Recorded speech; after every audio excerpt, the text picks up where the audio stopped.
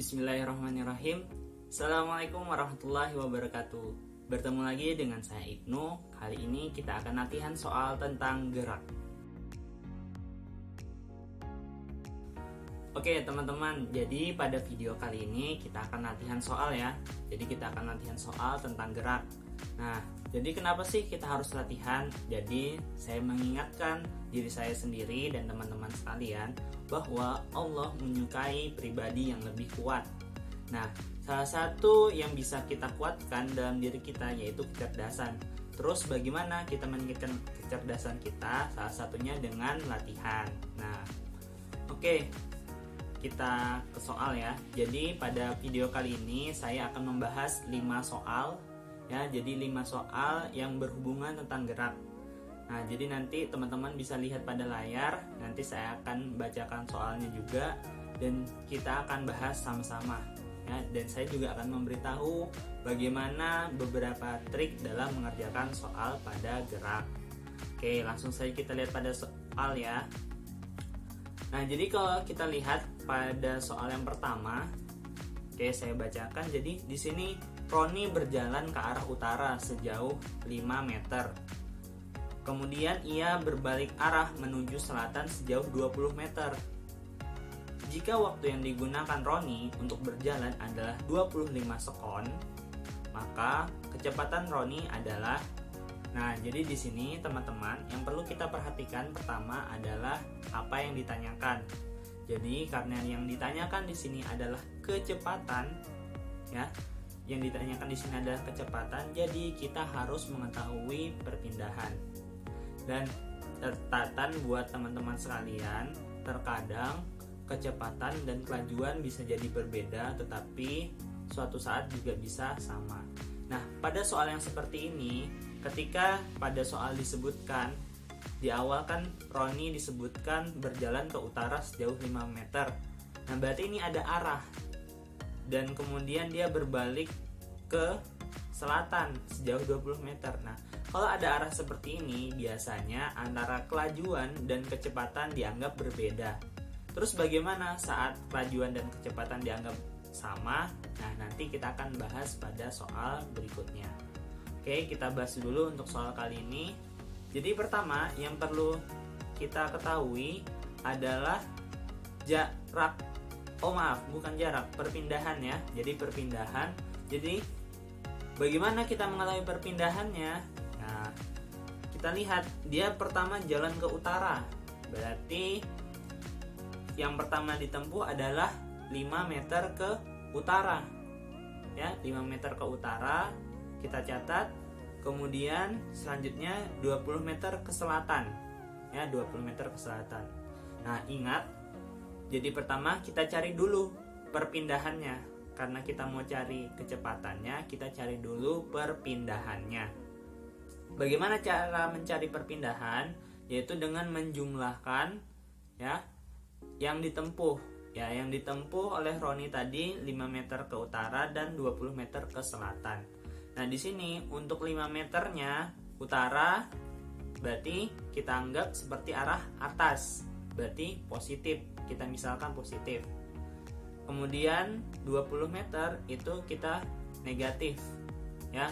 Negatif di sini perlu diingat bukan berarti kurang dari 0, tetapi dia menunjukkan arah selatan. Nah, kita jumlahkan sehingga kita mendapatkan perpindahannya 5 ditambah negatif 20 yaitu negatif 15 meter atau 15 meter ke arah selatan. Nah, kemudian setelah kita mendapatkan nilai dari perpindahan, untuk mencari kecepatan rumusnya ingat perpindahan dibagi dengan waktu tempuh ya, atau waktu yang digunakan, sehingga kecepatannya sama dengan perpindahan dibagi dengan waktu. Tadi perpindahannya dapat 15 meter ke selatan, kemudian waktunya 25 sekon, sehingga kita bagi jadinya 0,6 meter ke selatan. Nah, berarti kecepatan Roni adalah 0,6 meter ke selatan.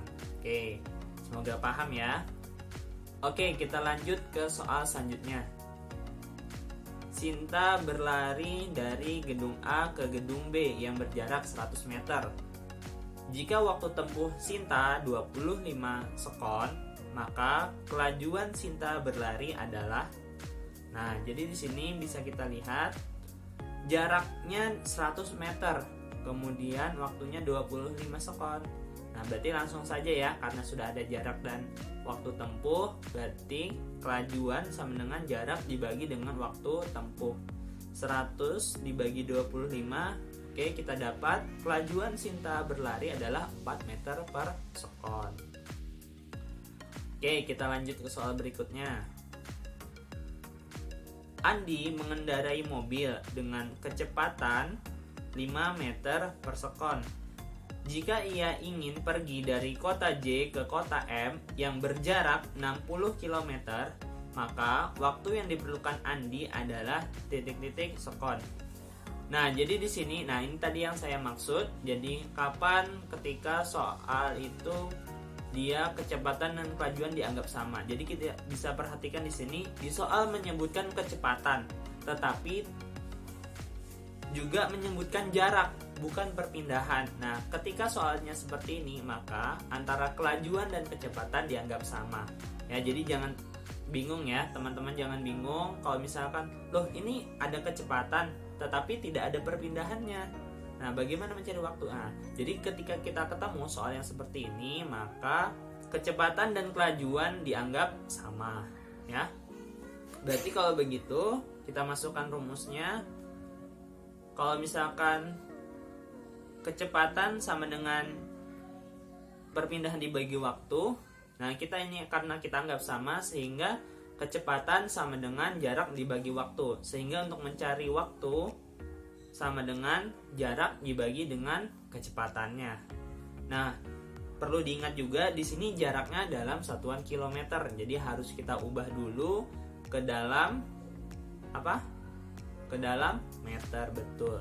Jadi kita ubah ke dalam meter, 60 km menjadi 60.000 km. Kemudian dibagi dengan 5 meter per sekon, sehingga kita dapatkan berapa? 12.000 sekon, ya. Jadi waktu yang diperlukan Andi dari kota J ke kota M adalah 12.000 sekon, atau kalau dalam menit sekitar 200 menit. Kalau dalam jam sekitar 3 jam. Oke, semoga dipahami ya. Berikutnya, sebuah truk melaju dengan kecepatan 10 meter per sekon. Kemudian, truk tersebut telah berjalan selama 2 jam. Maka jarak yang ditempuh oleh truk adalah, jadi di sini kita ingin mencari jarak. Yang diketahui ada kecepatan dan waktu. Nah, ini sama ya seperti soal yang sebelumnya tadi. Jadi kelajuan dan kecepatan dianggap sama, ya. Jadi ciri-cirinya kalau kita perhatikan tadi, kalau misalkan kelajuan dan kecepatan dianggap berbeda ketika di soal disebutkan arah. Nah, sedangkan pada soal yang kita bahas tadi dan soal yang sekarang itu tidak menyebutkan arah, dia hanya menyebutkan jarak tempuh, ya, dan kecepatannya, ya, atau kelajuannya. Kalau soal sebelumnya tadi dia hanya menyebutkan dari kota J ke M, tetapi tidak menyebutkan arahnya ke utara, ke selatan, atau ke arah yang lain. Oke, kita balik lagi ke soal ini. Jadi untuk mencari jarak yang telah ditempuh oleh truk, jadi untuk mencari jarak, rumusnya kan tadi kita sudah tahu, V sama dengan S dibagi T. Berarti kalau kita mau mencari jarak, S sama dengan V kali T. Ya, benar. Jadi V 10, T-nya 2 jam. Nah, jangan lupa waktunya kita ubah dulu ke dalam sekon. Berarti kalau 2 jam, 1 jamnya sama dengan 3.600 sekon. Berarti kalau 2 jam sama dengan 7.200 sekon. Berarti kita kalikan 10 dikali 7.200 sehingga kita dapatkan 72.000 meter. Oke, semoga teman-teman dapat memahami soal-soal tadi ya. Selanjutnya soal terakhir yang akan kita bahas pada video kali ini. ada sebuah mobil yang mula-mula diam dipercepat hingga kelajuannya 36 km per jam dalam waktu 10 sekon. Maka percepatan yang dialami mobil tersebut adalah titik-titik meter per sekon kuadrat. Nah, jadi ini soal tentang GLBB ya. Jadi kita ingin mencari percepatan yang dialami oleh sebuah mobil. Nah, perlu kita ingat rumusnya untuk mencari percepatan adalah perubahan kecepatan dibagi perubahan waktu, atau bisa juga karena di sini dia tidak disebutkan perubahan waktu, dia hanya menunjukkan waktu total, ini juga bisa ya. Jadi 36.000 km per jam. Nah, ini perubahan kecepatannya kan dari mula-mula diam. Berarti kalau diam dia dari 0 ya menjadi 36 km per jam. Nah, jangan lupa ini diubah juga ya. Jadi diubah ke dalam meter per sekon. Sehingga jadinya nanti 36 km per jam kita ubah menjadi meter per sekon. 36 km kita ubah ke meter jadinya 36.000 meter. Per jam atau per 1 jam kita ubah menjadi 3.600 sekon, sehingga kelajuannya 36.000 meter dibagi 3.600 sekon, sehingga kita dapatkan kelajuannya adalah 10 meter per sekon. Nah, sudah kita dapat kelajuannya atau perubahan kecepatan atau perubahan kelajuannya dari 0 menjadi 10 meter per sekon ya. Berarti percepatannya, perubahan kelajuan atau perubahan kecepatan dibagi waktu 10 dibagi 10, berarti percepatannya sama dengan 1 meter per sekon kuadrat. Nah, jadi itu ya tadi beberapa soal pada gerak. Sebenarnya masih banyak lagi variasi soal pada gerak, tetapi pada video kali ini kita hanya membahas 5 soal saja. Semoga dengan yang sedikit ini teman-teman dapat lebih memahami tentang gerak. Terima kasih. Wassalamualaikum warahmatullahi wabarakatuh. See ya.